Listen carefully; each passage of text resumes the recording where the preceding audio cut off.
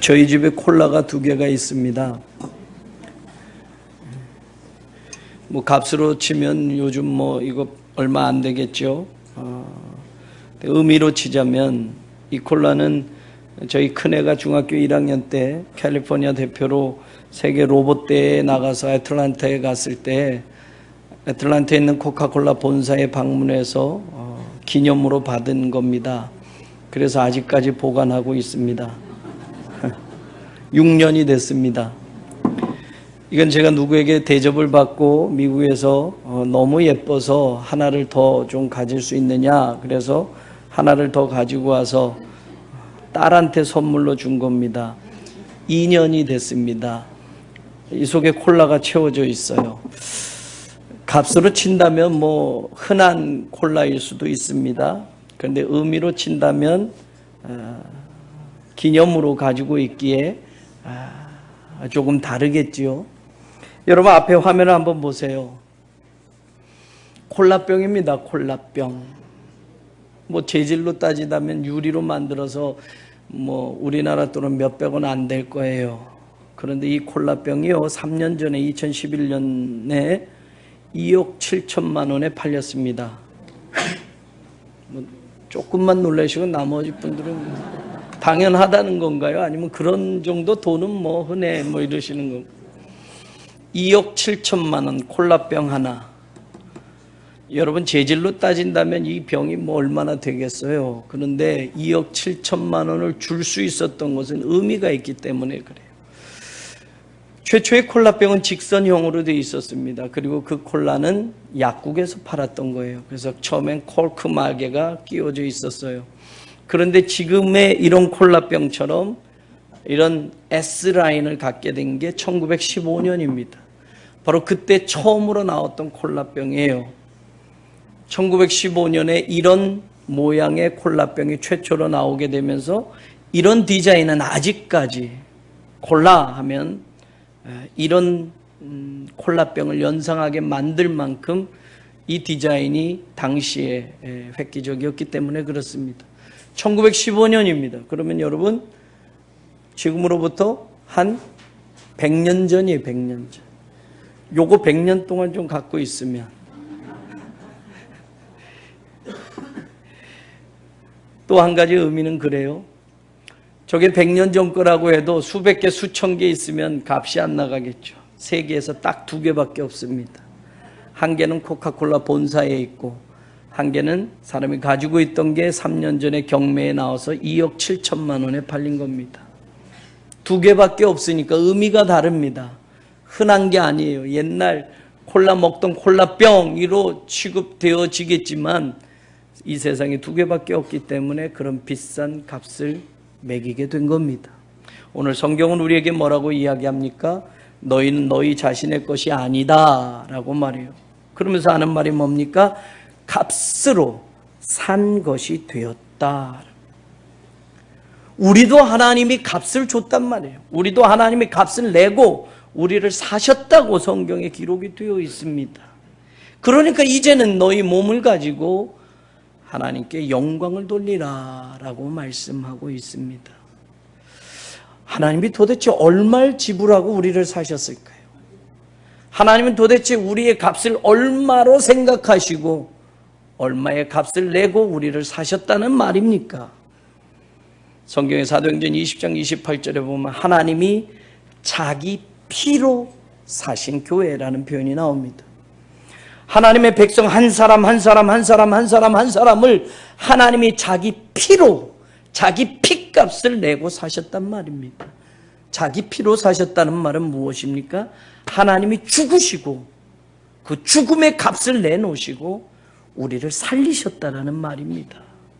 그러니 여러분 그 값을 세상에 얼마짜리로 따질 수 있겠습니까? 따질 수 없습니다. 매길 수 없습니다. 그만큼 우리 한 사람 한 사람은 하나님이 대신 죽고 우리를 살리실 만큼 존귀한 하나님의 자녀였다라는 사실입니다. 그러니 값으로 산 사람들이야 너희는 하나님이 죽으시면서 하나님이 피값을 내시고 너희들을 산 것이기 때문에 이것을 믿는다면 이제는 너희 몸을 가지고 하나님께 영광을 돌리며 살아라 라고 바울이 고린도 교회에 편지를 하고 있는 겁니다. 그 편지는 오늘 거의 2000년이 지나서 우리에게도 전해지고 있고, 너희도 값으로 산 것이 되었으니 이제는 너희 몸을 가지고 하나님께 영광을 돌리라라고 이 시대의 교회들에게, 이 시대의 성도들에게도 그 말씀은 메아리쳐 울리고 있다라는 겁니다. 값으로 샀다라는 그 말씀과 하나님께 영광을 돌리라라는 그 말씀, 그 속에 담겨져 있는 의미를 저는 오늘 생각해 보려고 합니다. 값으로 샀다라는 그 말씀을 고린도 교회에 보냈을 때에 여러분 그 말씀을 조금 이해하려면 여러분 우리는 그 시대의 삶의 문화와 삶의 정황으로 들어가야만 됩니다. 이걸 찌잼레벤, 찌인뎀레벤이라는 독일어 표현입니다. 삶의 그 자리에 앉는다, 삶의 그 자리에 들어가 본다라는 거예요. 그래야만 성경에 이야기하는 말씀을 이해할 수 있고, 또 그것만이 아니라 오늘 우리들의 삶의 자리에서는 그 말씀이 어떻게 해석이 되어야 할까, 우리의 삶의 자리에서도 그 말씀을 또 들여다봐야만 되는 겁니다. 그러면 여러분, 너희 몸을 가지고 하나님께 영광을 돌리라, 너희는 값으로 산 자들이니 라는 이 말이 오늘 고린도라는 이 지역에, 고린도에 세워진 그 교회에 어떤 의미가 되는 것인가. 너희 몸으로 라는 이 몸이라는 단어가 말입니다, 저와 여러분이 읽은 말씀 13절부터 20절까지 보면 8번이나 나와요. 몸이라는 단어가 8절에 8번이 나온다면 한 절에 한 번씩 몸이라는 단어가 나옵니다. 왜 몸이라는 단어를 바울은 이렇게 많이 쓰면서 오늘 이 이야기를 하고 있을까? 고린도는 여러분 당연히 헬라 철학과 헬라 문화의 중심의 도시였습니다. 당시의 도시, 대도시로서 로마와 견줄 만한 큰 대도시가 고린도였고 3대 도시 중에 하나로 꼽힐 만한 큰 도시였습니다. 그러니까 당연히 헬라 문화권에 있었고 헬라의 철학의 영향을 받았던 지역이었습니다. 헬라 철학의 대표적인 그 사상의 중심이 뭐냐? 영혼은 고귀하다예요. 영혼은 고귀하다. 그런데 몸은 영혼을 감싸고 있는 껍데기에 지나지 않는다라고 생각하는 거였습니다. 영혼은 고귀한데 몸은 그렇게 여기지 않는 겁니다. 그래서 진정한 고귀한 영혼이 되는 것은 우리가 죽음으로 이 몸을 벗을 때에야 진정한 고귀한 영혼이 된다라는 것이 헬라 철학의 당시의 헬라 철학의 중심이었습니다. 몸을 얽매는 껍데기에 불과한 몸으로 취급을 하니까 당시의 헬라 철학의 영향을 받고 있던 문화와 사회는 이 몸을 아무렇게나 취급을 하는 겁니다. 그래서 여러분, 고린도 사람들은 당연히 음행과 육체적인 문제가 중요하게 여기지 않는 거예요. 중요한 건 영혼이지 이 몸뚱아리가 아니다. 그래서 이 몸의 육체적인 욕망을 채우며 살고 육체적인 욕심을 채우며 사는 것이 일상적인 그 시대의 사람들의 삶이었다라는 거예요. 헬라 철학에 많은 학파가 있습니다. 스토아, 에피크로스 학파, 이런 철학의 흐름이 있었는데 여러분, 기원전 4세기에 시작한 학파, 철학 학파가 하나 있어요. 소크라테스의 제자였던 안티스테네스라는 사람이 만든 학파예요. 그걸 견유학파라고 해요. 한자를 써서 개견자, 선비유자라는 거예요. 이걸 the cynic 혹은 cynicism이라고 이야기하는데 이게 바로 견유학파라는 철학이에요. 이건 나중에 스토아 학파, 스토익 학파에 영향을 줍니다.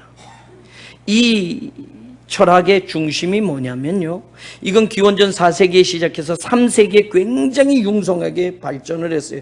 그러다가 좀 주춤거리다가 AD 1세기에 다시 융성하게 발전이 됩니다.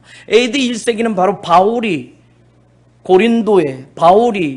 소아시아에 복음을 전하던 그 시기였어요. 그러니까 여러분, 고린도라는 지역에 이런 철학적인 사상과 이런 철학적인 사상에 영향을 받은 문화가 당연히 있었다라는 것 우리는 간과할 수 없다라는 거예요. 견유학파는 뭐냐?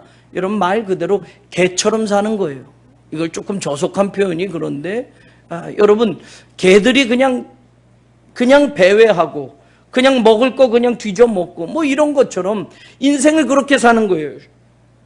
세상적인 어떤 가족 생활이라는 것 혹은 사회적인 관습들이라는 걸 파괴하고 그리고 자기의 삶을 살아가는 것. 학문적인 이론 혹은 예술에 대해서도 부정적인 태도를 가지고 마치 개가 배회하면서 음식을 구걸하며 음식을 그냥 길거리에서 얻어먹고 뭐 그렇게 방황하면서 사는 것처럼 표현이 더 깊은 뜻은 있지만 저속하게 표현하면 그런 뜻입니다. 그래서 바로 이 견유학파라고 하는 더 세닉이라는 데서 K9이라는 개라는 단어가 나왔고요. 여러분 우리가 시니컬하다라고 냉소적이다라고 하는 표현이 바로 여기서 나온 용어 단어입니다. 그러니까 여러분 세상에 대해서 냉소적인 거예요. 어떤 사회생활의 규범에 대해서 냉소적인 거예요. 어떤 가정생활 얽매이지 않고 냉소적인 거예요. 그게 바로 견유학파의 어떤 저속한 어떤 그 부분을 따르는 사람들의 모습이었어요. 그러니까 당연히 여러분 이 몸으로 하는 것들 별로 중요하게 여기지 않고 이 몸으로 살아가는 더러운 생활의 습관 죄라고 생각하지 않고 살았던 것이 그 당시의 문화와 사회, 그 당시의 철학의 영향을 받은 사람들의 대부분의 모습이었다라는 겁니다.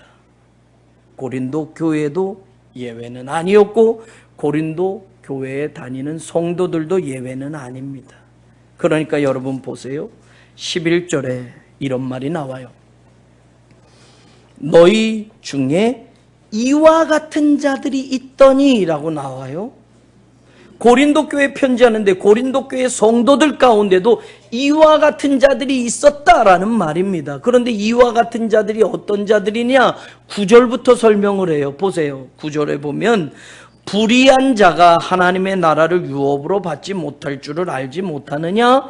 불의한 자는 하나님의 나라를 받지 못한다라고 말하면서 그 불의한 자의 모습이 10가지로 바울이 이야기를 합니다. 첫 번째, 음행하는 자, 우상숭배하는 자, 간음하는 자, 탐색하는 자, 남색하는 자. 10절에 도적, 탐욕을 부리는 자, 술 취하는 자, 모욕하는 자, 속여 빼앗는 자들은 하나님의 나라를 유업으로 받지 못하리라. 불의한 자는 하나님의 나라를 유업으로 받지 못하리라 하면서 그 불의한 자의 유형, 모습, 삶의 태도가 10가지가 나오고 바로 이런 사람들이 하나님의 나라를 유업으로 받지 못해 라고 말하면서 11절에 하는 말이 뭐냐?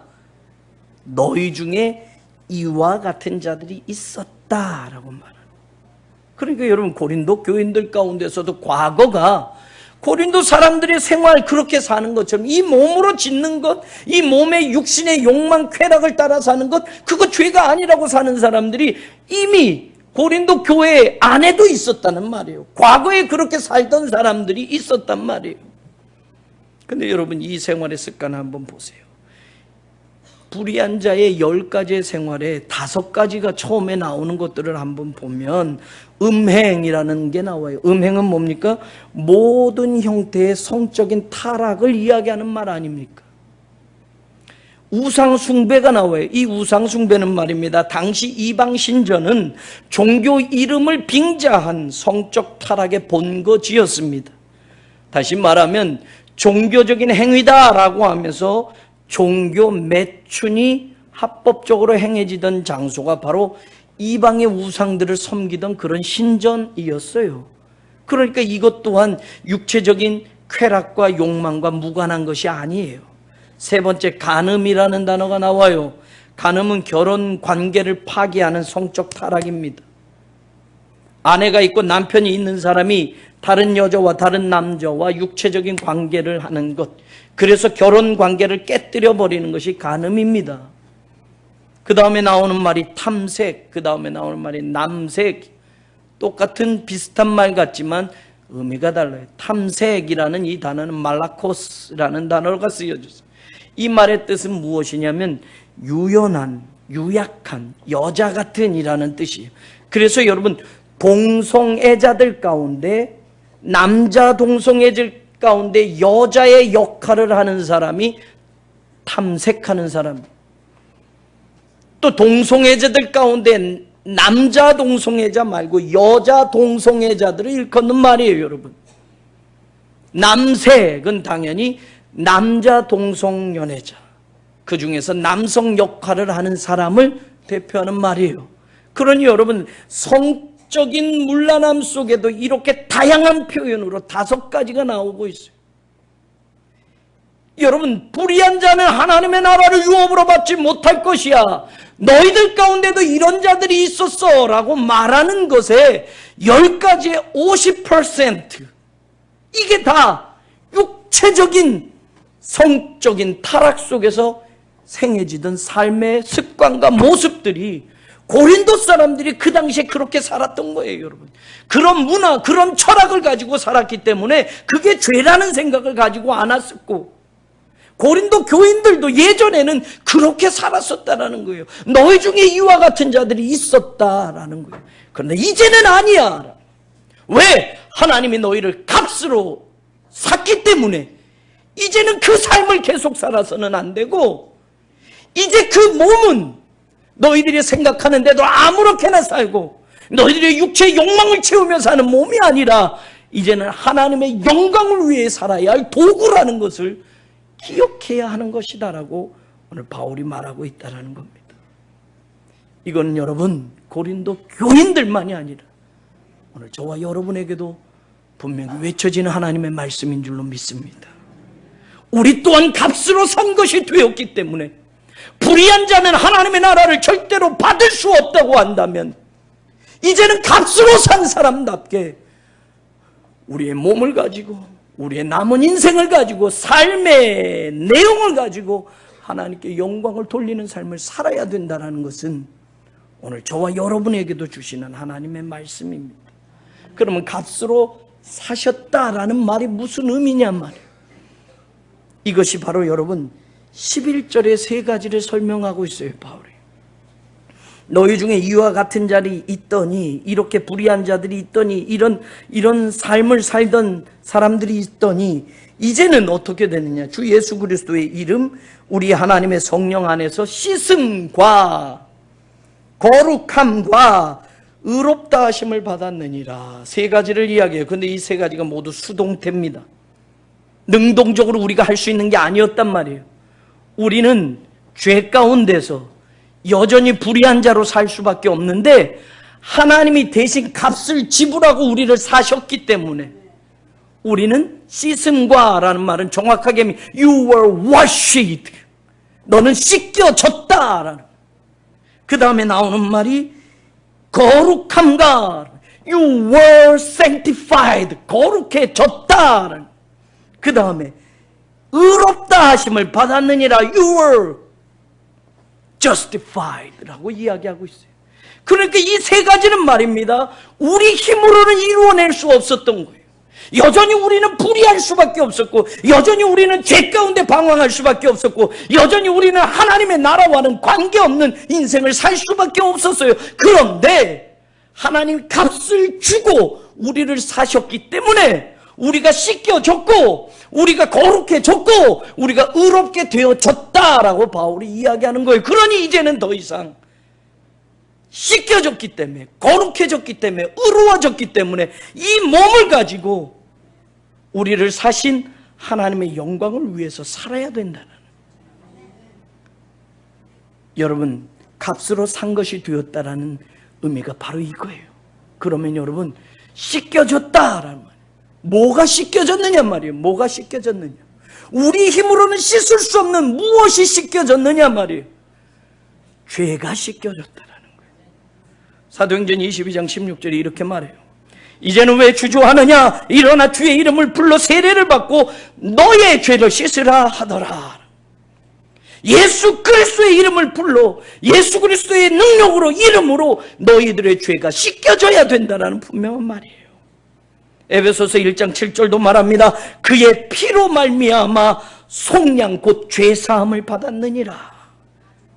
히브리서 9장 22절 피 흘림이 없은즉 사함이 없느니라.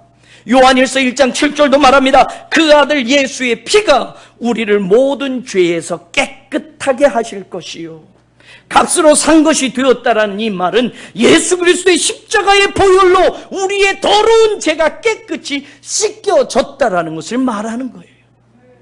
사랑하는 여러분, 오늘 저와 여러분 과거가 어떻든지 간에, 과거가 어떤 인생을 살았든지 간에 하나님의 나라를 유업으로 받지 못하고 하나님과는 무관하게 하나님의 백성이 아닌 채 죄악 가운데 살았다 할지라도 이제는 우리가 해결할 수 없었던 그 죄가 예수 그리스도의 보혈로 말미암아 깨끗이 씻겨졌다라는 것을 믿으시기를 주의 이름으로 축원합니다. 더 이상 죄인이 아니에요. 더 이상 세상 속에 섞여서 더럽게 살아가야 할 인생이 아니에요. 우리는 깨끗해졌어요. 이게 오늘 값으로 샀다라는 말 속에 포함되는 중요한 진리입니다. 두 번째 뭡니까?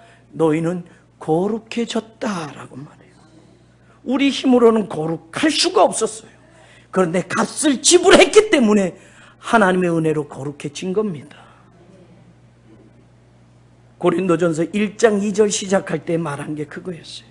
고린도에 있는 하나님의 교회 곧 그리스도 예수 안에서 거룩하여지고 라는 말이 나와요. 여러분, 우리는 거룩하여졌어요. 우리 힘으로는 거룩할 수가 없었는데 값으로 사셨기 때문에 이제는 거룩하여졌다라고 성경은 선언하는 거예요. 그럼 무엇으로 거룩해질까요?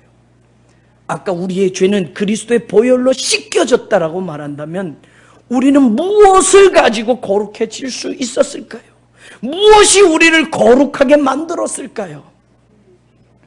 요한복음 17장 17절에 보면 예수님이 마지막 이 땅의 삶을 정리하시기 전에 하나님 앞에 기도를 하는 장면이 17장 전체에 나와요. 이제 제자들과 조금 있으면 이별해야 된 예수님이 간절한 마음으로 하나님 앞에 길게 기도하는 장면이 17장 전체에 나오는데 거기에 이런 표현이 17절에 나와요. 그들을 진리로 거룩하게 하옵소서. 우리가 거룩하게 된 것, 거룩하여진 것은 우리 지식, 우리 노력, 우리가 가진 것이 아니라 진리로 거룩해졌다는 말이에요. 그러면서 17절이 계속 이어서 말합니다. 아버지의 말씀은 진리니이다. 하나님의 말씀으로만 거룩해질 수 있다는 걸 믿으시기를 간절히 원합니다. 그 하나님의 말씀이 우리를 거룩하게 만든다는 것, 고린도 교인들뿐만이 아니라 이 시대 우리들에게도 분명한 하나님의 약속의 말씀인 줄로 믿습니다. 그러면서 요한복음 17장 19절에 예수님이 이렇게 기도합니다. 또 그들을 위하여 내가 나를 거룩하게 하오니. 예수님 자신도 나를 거룩하게 한다고 말해요. 이유는 뭐냐? 이는 왜 그러느냐? 그들도 진리로 거룩함을 얻게 하려 함이니라. 진리는 하나님의 말씀이라고 그랬어요. 예수님의 제자들, 예수님을 믿을 사람들, 그들이 거룩하여지기 위해서, 진리로 거룩함을 얻게 하기 위해서 예수님 자신도 나를 거룩하게 한다라고 말해요. 이 핵심은 뭐냐? 예수님 자신도 말입니다. 이 땅에 인간의 몸을 입고 왔어요. 마지막 십자가의 고난의 쓴 잔을 마셔야 돼요. 그러나 너무 힘들어요. 고통스러워요. 그래서 하나님께 기도를 하는 겁니다. 할만하시거든 이 잔을 마시지 않게 해주십시오. 이 고난의 쓴 잔을 지나가게 해주십시오. 그러나 내 뜻이 아니라, 내 생각이 아니라 아버지 뜻대로, 아버지의 말씀대로. 이 말은 무슨 말입니까? 아버지가 마시라고 한다면, 아버지가 하라고 하신다면 마지막에 나 또한 하나님의 말씀으로 나를 거룩하게 하겠습니다. 하나님의 말씀에 나도 순종하며 그 고난의 쓴 잔을 마시고 십자가의 길을 걷겠습니다.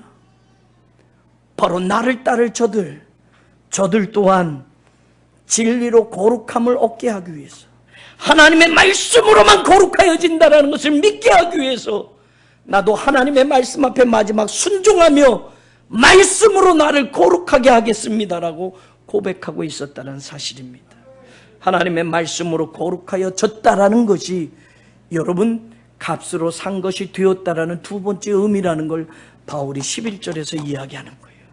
하나님의 말씀이 없이는 우리가 거룩할 수 없습니다. 이제까지 유태인들은 율법으로 거룩해지는 줄 알았어요. 내가 율법을 하나 지키면 그만큼 거룩한 줄 알았어요. 2개 지키면 그만큼 더 거룩한 줄 알았어요. 10개 지키면 남보다 조금 더 거룩한 줄 알았어요. 그러나 여전히 죄인이라는 사실을 그들은 깨닫지 못했어요.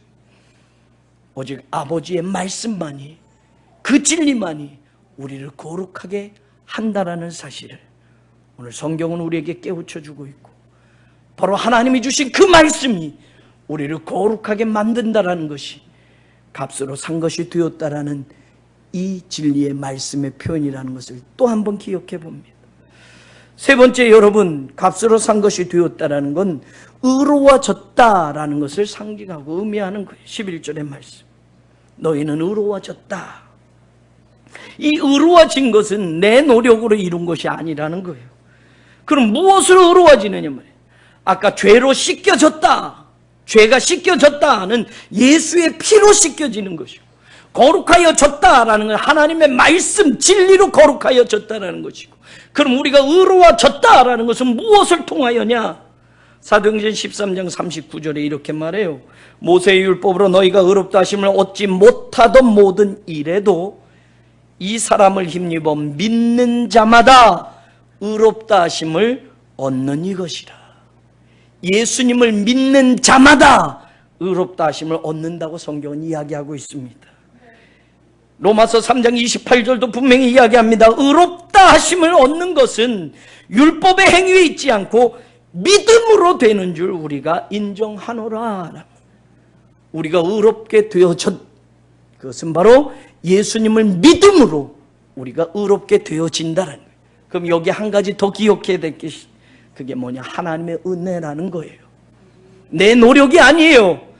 내 힘이 아니에요. 하나님의 은혜로 우리는 칭의, 의롭다함을 받는 거예요.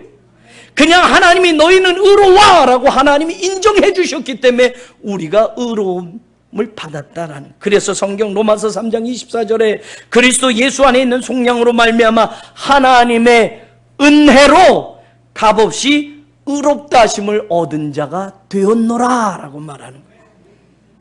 예수님을 믿으면 의로워지는데 그것은 다 하나님의 은혜였다라는 거예요. 그래서 로마서 3장 30절에 할례자도 믿음으로, 무할례자도 믿음으로 말미암아 의롭다 하실 하나님은 한 분이시니라.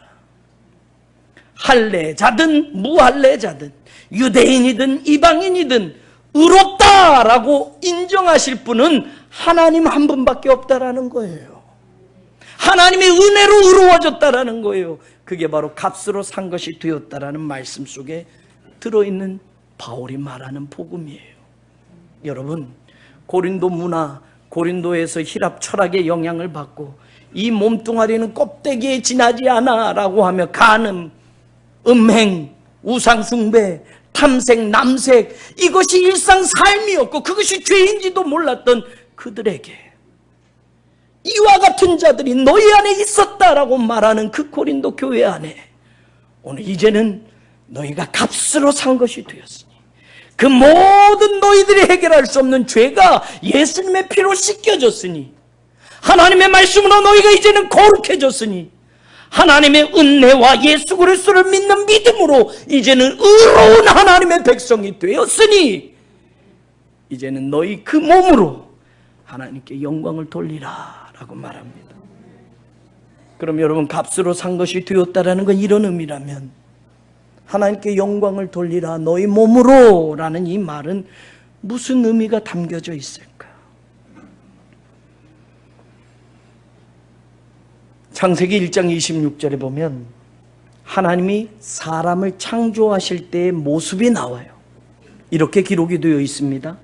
하나님이 이르시되 우리의 형상을 따라 우리의 모양대로 우리가 사람을 만들고, 그리고 쭉쭉쭉쭉 나가서 마지막에 모든 것을 다스리게 하자 하시고, 그 다음에 나오는 말이 하나님이 자기 형상 곧 하나님의 형상대로 사람을 창조하시되 남자와 여자를 창조하시고, 그 다음에 중요한 말이 나와요. 하나님이 지으신 그 모든 것을 보시니 보시기에 심히 좋았더라. 이게 하나님이 사람을 창조하실 때 기록된 말씀이에요. 창세기. 중요한 의미가 담겨져 있어요. 너희 몸으로 하나님께 영광을 돌리라 라는 이 말을 이해하려면 하나님의 창조의 원래의 자리로 들어가 봐야만 돼요. 값으로 산 것이 되었으니를 이해하려면 고린도 시대의 사람들의 생활과 문화 속에 들어가서 그들의 몸을 가지고 어떻게 살았는지를 우리가 들여다봐야 되는 것처럼, 우리 몸을 가지고 하나님께 영광을 돌리라 라는 이 삶을 이해하려면 하나님이 우리를 어떻게 만드셨는지 창조의 그 처음으로 가봐야 되는 거예요. 하나님은 첫째 날, 둘째 날, 셋째 날 창조하시면서 보시면서 좋았더라 하는 장면이 나와요. 첫째 날 창조하신 것을 보고 하나님이 보시기에 좋았더라. It was good. 둘째 날도 보시고 It was good. 하나님 보시기에 좋았더라. 그리고 마지막 날, 마지막 창조가 뭐였냐면 사람이었어요. 그 사람을 창조하시고 모든 것을 다 창조하신 것을 보셨을 때 하나님은 심히 좋았더라. 토브 메오드라는 말. It was very good인데 이 영어의 very라는 말로도 표현이 안 돼요, 여러분. 이 메오드라는 말은 아주 큰이라는 뜻이에요. 하나님이 너무 좋으셨단 말이에요.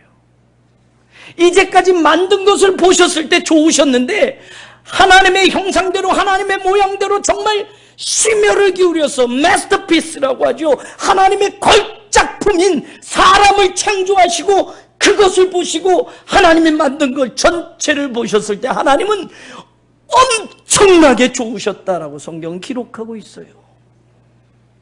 그럼 여러분, 우리가 이 말씀을 기억해야 돼요. 하나님이 빛을 만드실 땐 말입니다. 빛이 있으라 하시면 빛이 있었고 첫째 날 이렇게 돼요. 그래서 하나님은 말씀으로 천지를 창조하셨다라고 해요. 그러나 사람이 있으라 하고 사람이 만들어진 게 아니에요, 여러분. 사람을 창조하실 때 이전의 창조와 달라요. 여러분, 어떤 이야기가 26절에 있었느냐 보세요. 우리의 형상을 따라 라고 말하잖아요. 창세기 1장 26절.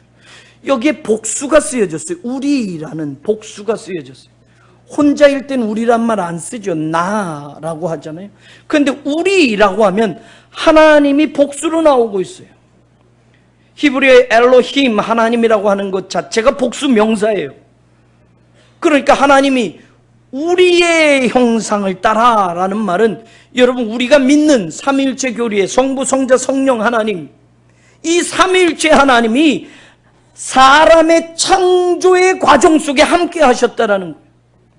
그런데 여러분 보세요.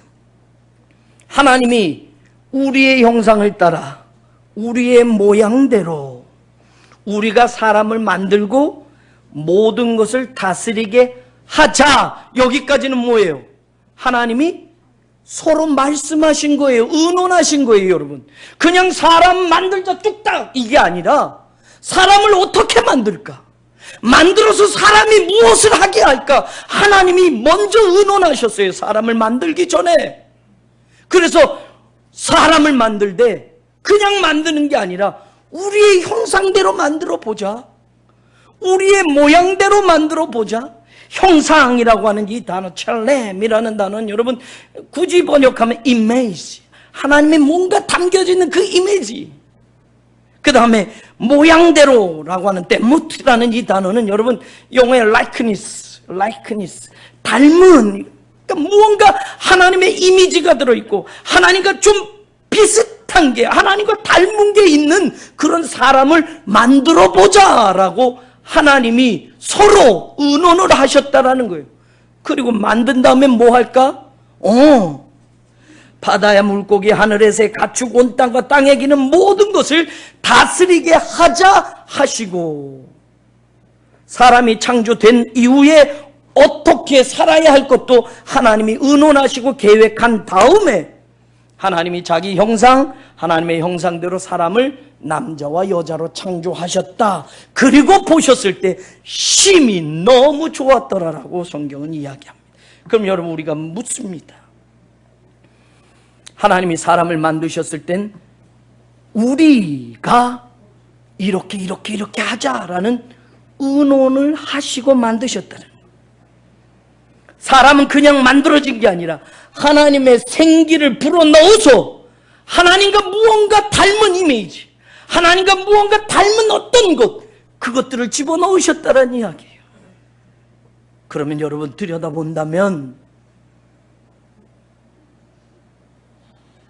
우리가 자식을 처음 낳았을 때 말입니다. 아버지든 엄마든 자식을 처음 태어나서 볼 때 아이고 그놈 꼭 닮았네. 아이고 그놈 코 봐. 아빠 코를 꼭 닮았네. 아이고 눈 봐. 사실 잘 몰라요. 갓난했을 때. 근데 아이고 꼭 닮았네. 닮은 게 없으면 아이고 손가락 봐라 똑같네. 아니 진짜 닮은 거 보이잖아요. 부모는. 그죠? 하나님도 마찬가지였어요. 하나님의 모양과 형상대로 만들자 하고 만들어 놓으시고 보니까 꼭 닮은 거예요. 하나님과 너무 꼭 같은 거예요. 그러니까 하나님이 보시기에 마지막 사람을 창조해 놓고 모든 걸 보셨을 때 너무너무 좋으셨다고 성경은 기록하고 있어요. 다시 말한다면 처음 창조된 하나님의 목적을 가지고 창조된 사람은 그 삶의 자리에서 삼위일체 하나님의 모양이 보여야 하고 삼위일체 하나님의 이미지가 보여야 된단 말이에요. 그렇게 계획하고 만드셨기 때문에. 그런데 죄가 들어오면서 하나님의 형상을 잃어버리게 됩니다. 하나님의 이미지가 죄로 말미암아 가두어지게 됩니다. 하나님의 형상이 보여지지 않습니다. 사람들의 삶을 보니 음행과 간음과 탐색과 우상숭배로 만연된 삶을 고린도 교인들도 살고 있었습니다. 황금 덩어리가 있는데 이 황금 덩어리가 오래 그냥 두면 때가 끼고 검은 때가 끼고 빛이 발해서 여러분 그냥 돌덩어리처럼 보여요. 그런데 여러분 그 때를 열심히 닦아주면 그 때가 벗겨지고 나면 번쩍번쩍거리는 황금인 것을 알게 되듯이 우리 힘으로는 우리의 죄를 씻어낼 수가 없었어요. 그래서 하나님이 값을 내놓고 우리를 씻겨낸 거예요. 더러운 죄를 다 씻어버린 거예요. 하나님의 그 처음의 걸작품, 그 창조의 원형을 하나님이 만들어 놓으신 거예요. 예수 그리스도의 보혈로. 죄로 불순종했던 하나님의 자녀들을 하나님의 말씀에 다시 순종하고 믿게 하여서 거룩한 하나님의 자녀로 다시 만들어 놓으신 거예요. 하나님만이 의롭다 칭해 주셔서 오늘 우리가 하나님의 자녀가 되었고 의로운 하나님의 백성이 된 거예요. 그 처음 창조의 목적을 회복하기 위해서 하나님이 대신 죽어주시면서까지 하나님이 독생자 예수 그리스도를 죽이시면서까지 그 값을 내놓고 우리를 다시 창조의 원형대로 복원하셨고 창조의 목적대로 살도록 우리를 세워놓으셨다는 거예요. 그러니까 더 정확하게 이야기하면 너희 몸으로 하나님께 영광을 돌리라 라고 하면 여러분 우리의 삶이 우리의 몸이 우리의 내용이 삼위일체 하나님의 닮은 게 보여줘야 된단 말이에요. 우리의 형상대로 우리의 모양대로 짓자라고 하셨으니 그렇게 만든 그 처음 창조의 원형 그것이 오늘 우리의 삶 속에 나타나줘야 하고 그 삶으로 하나님께 영광을 돌릴 수 있다는 말이에요. 그래서 들여다보세요. 15절 보세요. 바울이 뭐라고 이야기하는지. 너희 몸이 뭐라고요? 그리스도의 지체인 줄을 알지. 여기 여러분 그리스도가 나와요. 삼위일체 하나님 그리스도가 나와요. 19절은 보세요. 너희 몸은 하나님께로부터 너희 가운데 계신 뭐라고요? 성령의 전인 줄 알지 못하느냐. 성령님이 여기에 또 나와요. 여러분 20절에 너희는 값으로 산 것이 되었으니 그러니 너희 몸으로 하나님께 영광을 돌리라. 성부 하나님이 나와요.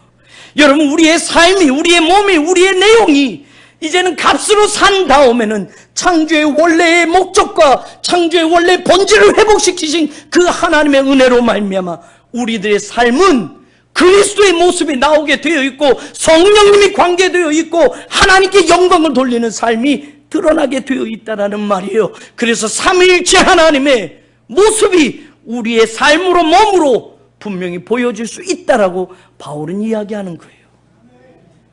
너희 몸이 그리스도의 지체인 줄을 알지 못하느냐. 지체라는 말, 멜레라는 말의 원형 멜로스는 여러분 원래 사람의 손, 발을 의미하는 신체의 일부를 의미하는 단어예요. 그럼 굳이 말한다면 너희가 그리스도의 지체다라는 말은 영어에는 members라고 번역을 했어요. 그런 의미도 있어요. 그러나 원형 그대로 이야기한다면 너희는 그리스도의 손이다. 너희는 그리스도의 발이다. 신체의 일부를 나타내는 단어예요. 그러니까 너희는 그리스도의 손이고 너희는 그리스도의 발인 것을 알지 못하느냐. 이게 원래 창조의 모습이었어요. 우리의 삶은 그리스도의 손이, 우리의 삶은 그리스도의 발이 보여지는 삶이었단 말이에요. 그런데 그 다음에 나오는 말이 내가 그리스도의 지체를 가지고 창녀의 지체를 만들겠느니, 이 가지고라는 동사가 여러분 우리말로는 이게 의역이 되어 있어요. 영어에 take away라고 되어 있는데 원래 히브리어, 원래 히라보의 의미는 이거예요. 잘라내어라는 뜻이에요. 잘라내어. 그럼 여러분 무슨 말이에요?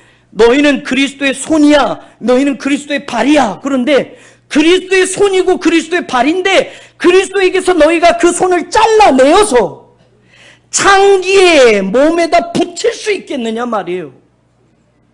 너희가 그리스도의 발인데 그리스도의 발을 잘라가지고 창녀의 몸에다 붙일 수 있겠느냐 말이에요. 결코 그럴 수 없느니라. 이게 우리의 몸을 가지고 하나님께 영광을 돌려야 하는 삶이에요. 우리는 그리스도의 각 부분 지체예요. 이 말은 다시 말하면 꼭 그리스도에게 붙어 있어야만 돼요. 손이 몸에 붙어 있지 않으면 이 손이 아무리 잘생기고 멋지게 생겨도 죽어요. 몸에서 잘라져 나가면 죽어요, 여러분. 발이 아무리 튼튼해도 이 몸에서 잘라져 나가면 이 발은 썩어버리고 죽어버려요. 우리는 그리스도의 지체다라는 말은 우리는 그리스도에게만 꼭 붙어 있어야 된다는 분명한 말씀이에요. 이게 하나님께 영광을 돌리는 삶이라는 거예요. 그래서 예수님이 나는 포도나무여 너희는 가지니, 나를 떠나서는 apart from me, 나를 떠나서는 without me, 나 없이는 너희가 아무것도 할 수 없느니라. You can do nothing. 아무것도 할 수 없는 거예요. 그렇지 않겠어요, 여러분? 손이 이 몸에서 잘라져 나가면 손이 뭘 하겠어요? 머리 대신 그리스도의 지시를 받지 못하고 연결되어져 있지 않는 손이 잘라져 버리면, apart 되면 이 손은 아무것도 쓸모없는 거예요. You can do nothing. 사랑하는 여러분, 너희 몸을 가지고 하나님께 영광을 돌리라는 말에 기억해야 할 중요한 말. 창조의 원래의 목적. 우리는 예수 그리스도의 몸이었다. 예수 그리스도의 손이었다. 예수 그리스도의 발이었다. 그렇기 때문에 절대로 예수 그리스도와 떨어질 수 없는 우리였다. 우리의 남은 삶이 그리스도에게 떨어지지 않기를 원합니다. 사탄은 우리를 떼어놓으려고 합니다. 사탄은 거짓으로 우리를 예수와 분리시키려고 합니다. 포도나무이신 예수님에게서 우리의 가지를 잘라내려고 합니다. 그러나 절대로 세상의 환경과 어려움과 어떤 절망적인 환경과 박해가 올지라도 그리스도와 떨어지지 않아야 되는 것이 하나님께 영광을 돌리는 우리의 삶이라는 거예요. 너희는 성령의 전이다. 성령 하나님이 우리와 또 관계되어 있어요. 이게 창조의 원래 목적이에요. 왜? 우리가 우리의 모양대로 우리의 형상대로 사람을 만들자 하셨으니 그리스도가 우리의 삶 속에 보여야 하고 성령님이 보여야 하고 하나님이 반드시 보여지게 되어 있었어요. 처음 창조에는 죄로 다 가려졌던 것, 이젠 값을 지불하고 깨끗이 씻어 놓으셨기 때문에 이제는 남은 삶은 보여지게 되어 있어요. 그래서 우리는 성령님의 전이에요, 여러분. 성령님의 전이라는 말은 성령님이 살고 계신다라는 말. 또 한 가지, 성령의 전이라는 말은 거룩한 곳이라는 말이에요. 헬라 문화와 철학 속에서 이 몸뚱아리는 껍데기고 영혼만 중요한 것이고 이 몸은 아무렇게나 살 것이 아니라 바울이 얘기해 너희 몸이 성령의 전이다라는 거예요. 이 몸도, 이 몸으로 살아가는 삶의 모든 자리도 거룩한 자리가 되어야 하고 성령 하나님이 살아계신 것처럼 그 삶이 보여져야 된다라고 바울이 이야기하는 거예요. 마지막, 너희 몸으로 하나님께 영광을 돌리라. 이제 너희는 값을 주고 샀으니 너희의 값을 제대로 알고 살아라라는 거예요. 세상 돈 몇 푼으로 산 게 아니에요. 당시엔 노예가 있었어요. 고린도에 60만 명이 살고 있었는데요, 3분의 1은 여러분 자유인이었고 3분의 2가 다 노예였어요, 여러분. 그러니까 사실 고린도 교회 구성원들도 세상에서 별로 잘난 사람이 없어요. 바울이 그 이야기를 했어요. 3분의 1은 자유인이지만 3분의 2가 노예였으니 여러분, 그러니까 노예는 돈 얼마만 주면 살 수 있어요. 그런데 너희는 값으로 샀다. 그 값은 세상의 몇 푼, 돈 몇 푼과는 비교할 수 없는 어마어마한 가치, 하나님이 죽으심으로 너희를 살리신 그 값, 그걸 제대로 알고 살아라. 그게 하나님께 영광을 돌려라 너희 몸으로 라는 말씀 속에 포함되어 있는 거예요. 콜라병 하나도 2억 7천만 원인데 하나님의 최고의 창조의 걸작품이라고 하는, 우리를 만드시고 모든 것을 보았을 때 너무 좋아서 그렇게 기뻐하셨던 그 하나님, 너무 귀하고 소중하기 때문에 하나님이 대신 죽으시면서까지 우리의 값을 지불하고 죄에게 종노릇하는 우리를 값을 주고 다시 사셨던 그 하나님, 그 하나님의 사랑, 그 하나님의 은혜를 잊지 않고 그 몸값 제대로 알고 살아라. 이게 너희 몸으로 하나님께 영광을 돌리라는 말씀 속에 포함이 되어져 있지 않나요? 우리 몸은 그리스도의 지체, 우리 몸은 성령의 전, 우리 몸으로 하나님께 영광을 올리는 도구로 쓰며 살기 바랍니다. 삼위일체 하나님이 우리와 관계되어져 있다라는 이 창조의 자리에서부터 삼위일체 하나님은 우리와 연결되어져 있다라는 이 놀라운 사실을 우리가 다시 한번 말씀 속에서 깨닫고 그렇게 살기를 원합니다. 그러니까 함부로 살 수 없는 겁니다. 값을 지불하셨기 때문에 이 목숨 아무렇게나 버릴 수 없는 겁니다. 되는 대로 그냥 막 살 수 없습니다. 세상 속에 더럽힐 수 없습니다. 우리 몸은 주를 위하여 있기 때문입니다. 우리 몸은 그리스도의 부분이 되고 부분이 되기 때문입니다. 우리의 몸은 성령님이 살고 계신 거룩한 곳이기 때문입니다. 우리 몸은 하나님께 영광을 돌리는 도구여야 하기 때문에 그렇습니다. 값으로 산 것이 되었으니 너희 몸으로 하나님께 영광을 돌리라. 하나님 감사합니다. 어마어마한 값을 지불하시고 우리를 사셨습니다. 대신 죽으심으로, 독생자 예수 그리스도를 죽이심으로 그 값을 내시고 우리를 살리셨습니다. 하나님이 사신 이 값을 제대로 알고 살아가게 하여 주옵소서. 삼위일체 하나님의 형상이 우리 안에 있음을 믿게 하시고 우리의 삶의 내용이, 우리의 삶의 질이 성자 예수님의 부분이 되게 하시고 성령 하나님의 거룩한 임재의 자리가 되게 하시고 성부 하나님의 영광을 드러내는 도구가 되게 하여 주옵소서. 예수님의 이름으로 기도합니다. 아멘.